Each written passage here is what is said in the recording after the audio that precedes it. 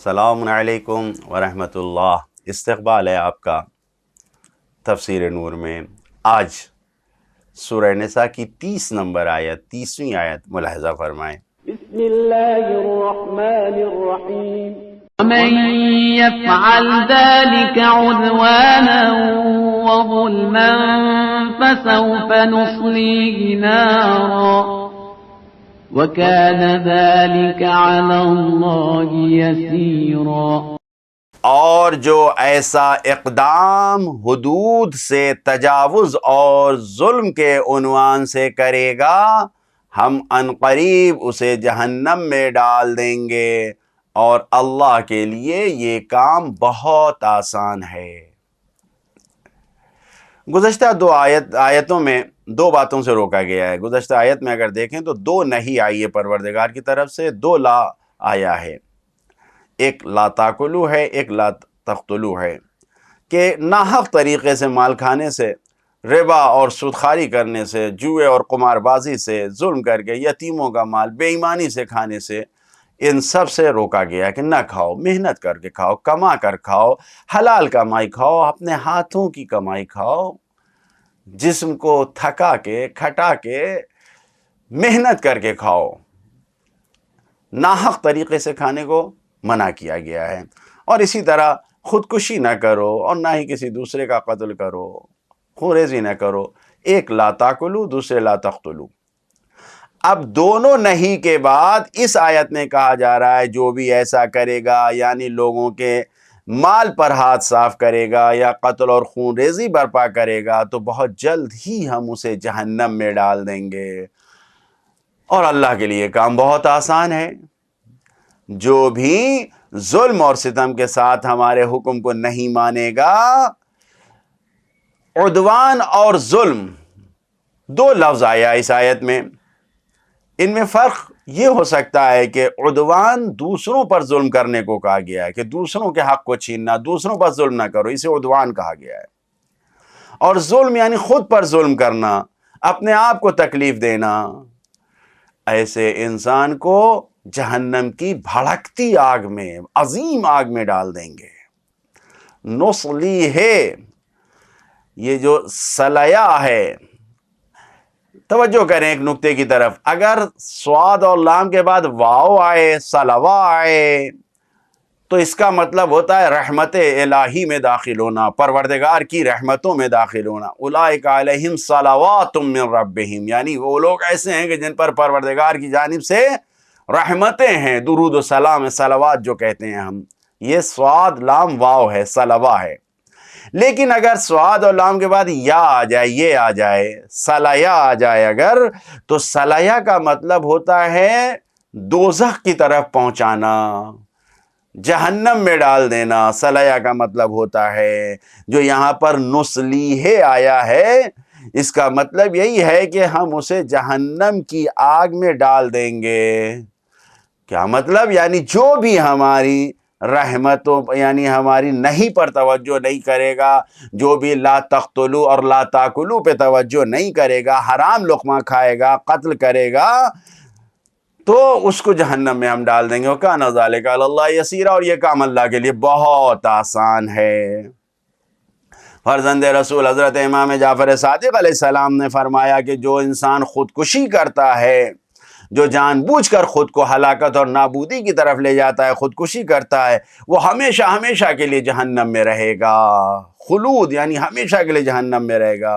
اور پھر حضرت امام جعفر صادق علیہ السلام نے اسی آیت مبارکہ کی تلاوت فرمایا کہ وَمَن يَفْعَلْ ذَلِكَ عُدْوَانًا وَظُلْمًا فَسَوْفَ نُصْلِيهِ نَارًا، کہ جو بھی ایسا کرے گا، حد سے تجاوز کرے گا اور ظلم کے عنوان سے، تو ہم اسے عنقریب جہنم میں ڈال دیں گے۔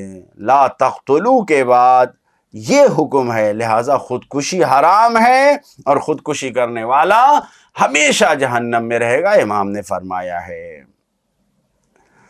جو پیغامات ہیں، پہلا پیغام یہی ہے کہ ایسے کام جو ظلمن اور عدوانن انجام پائیں گے، اس پر اللہ کا قہر اور عذاب نازل ہوگا۔ لیکن اگر ظلم اور عدوان نہ ہو اور ایسا کام انجام پائے تو اللہ تعالیٰ معاف کر دے گا، قہر خدا اس پر نازل نہیں ہوگا۔ کبھی کبھی انسان ناخواستہ بغیر ارادے کے کسی کام کو کر بیٹھتا ہے، تو ظاہر ہے کہ جب ناخواستہ اور بغیر ارادے کے اس کام کو انجام دے رہا ہے تو اس پر خداوند عالم کا اثر بھی نہیں ہوگا، خداوند عالم اب اس پر عذاب نہیں کرے گا۔ مثال کے طور پر انسان ایک کاغذ پر نعوذ باللہ قدم رکھتا ہوا گزر گیا اور اس پر اللہ لکھا ہوا تھا، لفظ اللہ پر پیر رکھ کے گزر گیا، لیکن اسے نہیں معلوم تھا، اسے نہیں پتا تھا، پیر رکھ کے گزر گیا، تو اس کی کوئی سزا نہیں ہے، اس پر کوئی عذاب نہیں، اسے نہیں معلوم تھا۔ لیکن خدا نہ خواستہ ایک انسان کو معلوم ہے کہ یہ اللہ لکھا ہوا ہے، یہ اللہ ہے، اور اس پر پیر رکھ کے گزر جائے، نعوذ باللہ، تو اب آپ سوچیں کہ دونوں میں بہت بڑا فرق ہے۔ ایک انسان کسی انسان کے پاس سے گزر رہا ہے، اسے نہیں جانتا ہے۔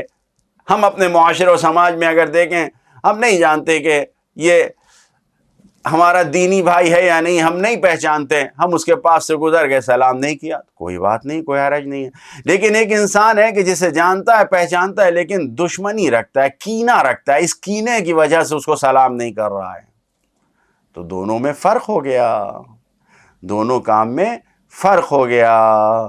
لہذا خداوند عالم یہ دیکھتا ہے کہ کون سا کام کیسے کیا جا رہا ہے۔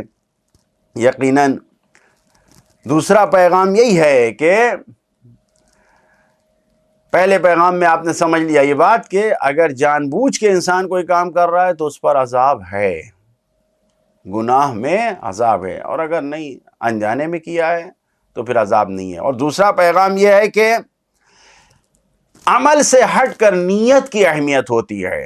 اس آیت کا دوسرا پیغام کہ نیت انسان کے لیے زیادہ اہمیت رکھتی ہے، کہ کون سا کام انسان بغض و کینے کی بنیاد پر نہیں کر رہا ہے، کون سا کام خلوص و محبت کے ساتھ کر رہا ہے، اس کی اہمیت ہوتی ہے، نیت اہم ہے۔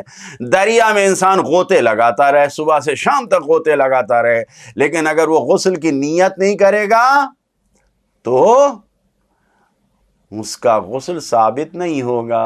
اس نے غسل نہیں کیا، پورے دن سمندر میں غوطہ لگاتا رہا، لیکن نیت نہیں کیا تو اس کے عمل کی، یعنی غسل ہونے کے اعتبار سے اس کی نیت نہیں تھی، لہٰذا غسل قابل قبول یعنی ہوا ہی نہیں اس کا۔ اس طریقے سے انسان، ایک گلاس پانی ہے، ایک گلاس پانی رکھا ہوا ہے، آپ نے بڑھایا، ایک انسان نے نہیں پیا، کیوں؟ اس نے کہا مجھے پیاس نہیں ہے۔ دوسرے انسان کو آپ نے پانی بڑھایا، اس نے نہیں پیا، کیوں؟ اس لیے کہ اس کو دشمنی ہے آپ سے، کینہ رکھتا ہے، تو اس دشمنی کی وجہ سے نہیں پیا۔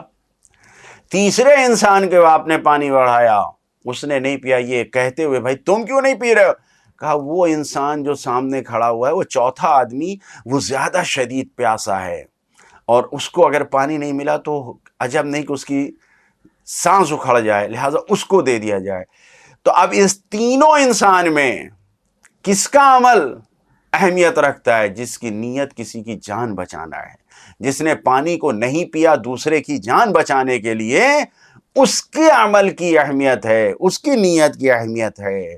لہذا دنیا میں انسان بہت سے پائے جاتے ہیں، آپ مثلا فوجی چھاونی میں چلے جائیے، چھاونیوں میں، فوج میں آنے والا انسان نہ جانے کتنے درجات پہ ہوتا ہے، ایک معمولی فوجی ہوتا ہے، ایک افسر ہوتا ہے، ایک کمانڈر ہوتا ہے، ایک جنرل ہوتا ہے، ایک کرنل ہوتا ہے، ایک پورا کمانڈر ہوتا ہے، ایک کمانڈر ان چیف، سب ہوتا ہے، لیکن ہر ایک کی نیت کیا ہوتی ہے؟